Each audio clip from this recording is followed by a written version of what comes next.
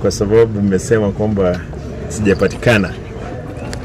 Nataka niseme kwamba nimekuwa katika shughuli nyingi za kuangalia kama kaunti yetu inaenda mbele.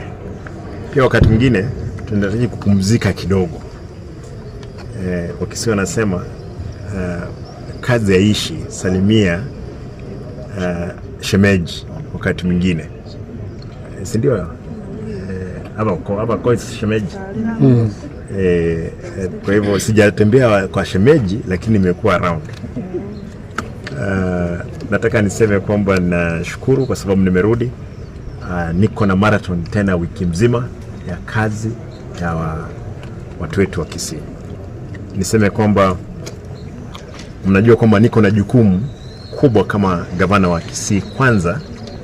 Pili, niko na jukumu kubwa kama deputy party leader wa chama cha ODM, na ninazunguka katika Kenya mzima na kuketi kuona vile chama kitaimarika.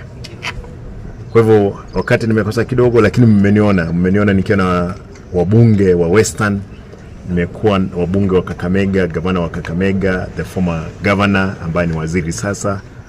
Vile mmeniona tukiwa na my party leader, mkutano ambao tulikuwa tumeenda kukutana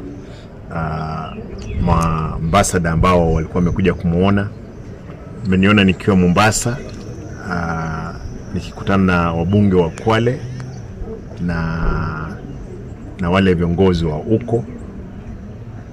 Kwa hivyo nimekaa tu siku mbili, karibu 2-3 Nairobi. Nimepumzika kidogo, lazima pia mimi ni mwanadamu, lazima nipumzike. Najua pia mwezi uliopita nilifanya kazi nyingi sana. Nilizunguka kila katika constituency. Pia ningehitaji kwamba nipumzike.